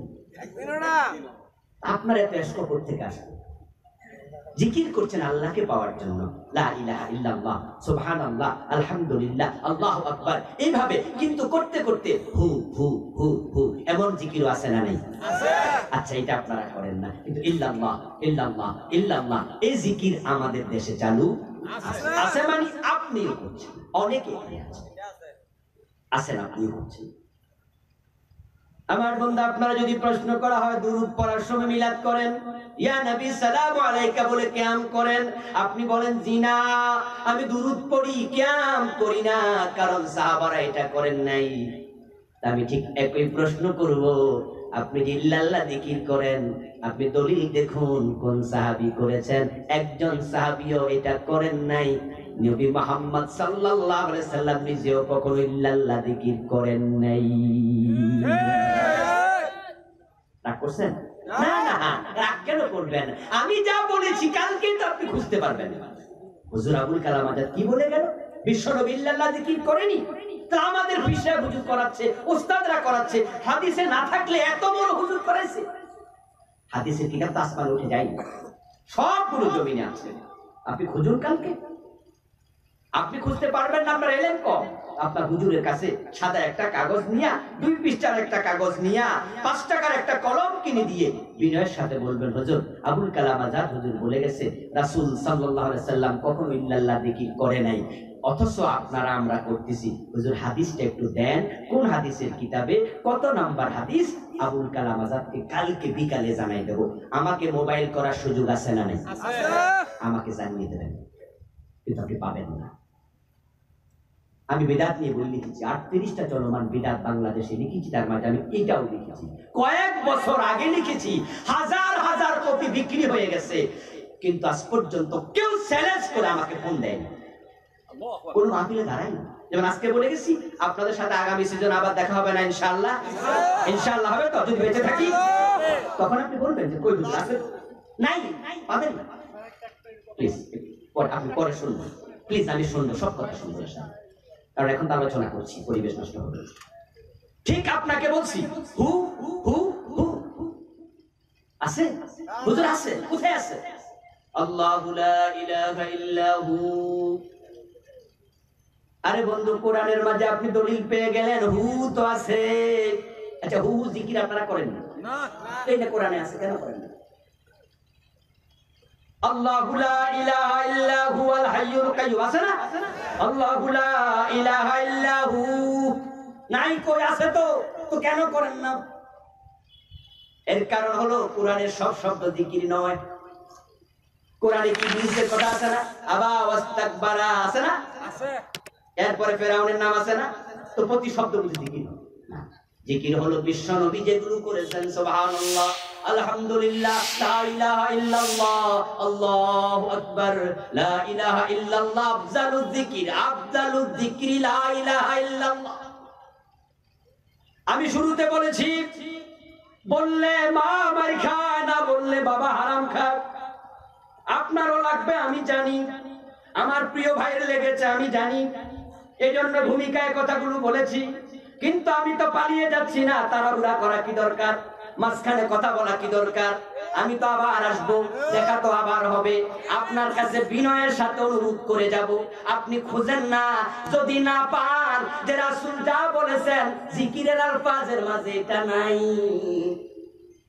তাহলে আপনার কাছে বিনয়ের সাথে আমার আরজ, রাসূল যে জিকির করে নাই আমরাও সেটা করব না। এখন আপনি বলবেন হুজুর গাছে উঠছে এসকো আইছে, আপনি বলবেন এসকো আইছে, আমি বলবো হ্যাঁ দোস্ত আপনার এসকো আইছে। তো যারা কিয়াম করে ইয়া নবী সালাম আলাইকা বলে দাঁড়ায়া যায়, তাদের কি এসকো আসে নাই? আপনি তো ইয়া নবী কইয়া দাঁড়ান না, বরং বাংলাদেশে এমন মসজিদ আছে, এমন মজলিস আছে, একটা চেয়ার খালি রাখে, চেয়ার। কেন জানেন? কই যে আমরা যখন মিলাদ করব রাসূল তখন আইছে, এটা কই বলেন কি আপনি? রাসূল আসবে কি কোন হুজুর? আমনে দেখেন না আমাদের পৃষ্ঠা হুজুর দেখছে, বিশ্বনবী এসে যাবে কইছি হুজুর। আপনি যদি আবার বলেন যে এসব করেন না, তো আপনার তো রাসূলের মহব্বতই নাই। আমরা ঈদ করি 2টা, বাংলাদেশে চালু হয়েছে 3টা। এবং যারা 3 নাম্বার ঈদ আবিষ্কার করেছে ঈদে মিলাদুন নবী, তাদের স্লোগান হলো সকল ঈদের সেরা ঈদ ঈদে মিলাদুন নবী। এর মানে রাসূল যে 2টা করছে, এই 2টার চেয়ে নতুনটা আরো সেরা। অথচ আমরা বলি বিশ্ব নবী সাল্লাল্লাহু আলাইহি সাল্লাম ইন্তেকাল করলেন 11 হিজরিতে। সর্বশেষ সাহাবী আবু তুফাইল রাদিয়াল্লাহু তাআলা আনহু ইন্তেকাল করলেন 101 হিজরিতে। সাহাবারা জীবিত ছিলেন 90 বছর। নবীর ইন্তেকালের পরে রাসূলের জন্মদিনে কোন সাহাবী পালন করেছে? দলিল কই? এত সাহাবী জীবিত ছিল, রাসূলের জন্মদিবসে ঈদ করে নাই। এখন আপনি বলেন হুজুর ঈদ মানে আনন্দ, রাসূলের জন্মদিন আমি একটু আনন্দ করছি, আপনার এটা সহ্য হয় না। এখন কয় যারা ঈদে মিলাদুন নবী মানে না তারা রাসূলের দুশমন। এখন যাই আল্লাহর হাবিব কিভাবে থুতু ফেলেছেন সেটাও হাদিসে আছে না নাই? কথা বলেন, আছে না নাই? কোন কাতে ঘুমাইছেন আছে না নাই? কোন হাতে খাইছেন আছে না নাই? টয়লেটে কোন পা দিয়া ঢুকছে আছে না নাই? রাসূলের সব থাকলে হু হু হু এটাও থাকবে, ইল্লাল্লাহ নিশ্চয়ই থাকবে। একটা হাদিসের কিতাব থেকে বের করেন, মেকল লোক গিয়েছে, নানুফুল লোক গিয়েছে, হাটহাজারিতে গিয়েছে। আমি ওই বই লিখার আগে কত জনকে জিজ্ঞাসা করেছি। নিজে তো আলহামদুলিল্লাহ প্রায় 21 বছর শিক্ষকতা করতেছি। কামেল মাদ্রাসায় মুহাদ্দিস মানে বুখারী মুসলিম পড়াচ্ছি, দাওরা হাদিস কমপ্লিট করেছি, পিএইচডি করেছি। গবেষণা ছাড়া কথা বলে অভ্যস্ত নই। তাই আমি দেখলাম এই লফজে রাসূল জিকির করেন নাই, সাহাবারাও করেন নাই, মিলাদের সময় তারান নাই, ঈদে মিলাদুন নবী করেন নাই। এখন আমি এই সিদ্ধান্ত উপনীত হতে চাই, রাসূল এবং সাহাবারা যেটা করেন নাই সেটা আমরাও করব না, তারা যেটা ছাড়েন নাই আমরা সেটা ছাড়ব না। লিল্লাহি তাকবীর, লিল্লাহি তাকবীর, আল্লাহু আকবার। আমার ভাইয়েরা, এখন এই নামাজ যখন আমরা শেষ করব, নামাজের পরে তাসবিহগুলো আজকে মরে গেছে, তাসবিহগুলো মরে গেছে। আত্তাহিয়াতু পড়তে বসে, আত্তাহিয়াতুর মাঝে পড়তে বসে আমরা সবাই এভাবে হাত ছড়াইয়া দিচ্ছি। আমার মনে হয় 99 জনের চেয়ে বেশি হবে। আমি বিনয়ের সাথে বলতে চাই, আবু দাউদ দেখুন, তিরমিজি দেখুন, বুখারী দেখুন, মুসলিম দেখুন, মুসলিমে হাদিস আছে 3 থেকে 4টা। বিশ্বনবী আত্তাহিয়াতু করতে বসে বাম হাত বাম রানের উপর রাখতেন, ডান হাত ডান রানের উপর রাখতেন, রেখে তিনি ডান হাতের বৃদ্ধাঙ্গুলির সাথে মধ্যমায় ভাবে মিশাইতেন। 53 বানাইতেন। মুসলিমের রওয়ায়াত হলো 53 বানাতেন। এটা 5, আরবিতে 5 মানে গোল, আর 53 মানে 3টা আঙ্গুল। আল্লাহর হাবিব মধ্যমার সাথে ওস্তার সাথে সাব্বাবা মিলাতেন, তারপরে এভাবে গোল করতেন। এবার 2টি হাদিস পাওয়া যায়, একটা হলো তিনি কখনো কখনো নাড়াতেন, আর একটা পাওয়া যায় তিনি নাড়াতেন না, কিন্তু ডান হাতের আঙ্গুল তিনি এভাবে রাখতেন বসার পরে একবারে শেষ হওয়া পর্যন্ত। এই হাদিসটা এত কিতাবে থাকার পরেও এই সুন্নাহটা আজকে সমাজ থেকে মরে গেল। সালাম ফিরানোর পরে এত জিকির থাকার পরেও ওই জিকিরের সুন্নাহগুলো মরে গেল। এর কারণ আমরা হাদিসগুলা পড়ার পরে ওই উস্তাদের শিখানো, বুজুর্গের শিখানো, মা বাবার শিখানো জায়গায় থেমে আসি। আমি বিনয়ের সাথে বলতে চাই, ভুল সংশোধনের মাঝে কোনো লজ্জা নাই। এখন এবার বলবেন হুজুর তো আহলে হাদিস হয়ে গেছে। আল্লাহর কসম, মোটেও না। বরং আহলে হাদিস নামক বাংলাদেশে যে লোকগুলো আছে তাদের মাঝে অধিকাংশকে আমি ফিতনাবাজ হিসাবে জানি।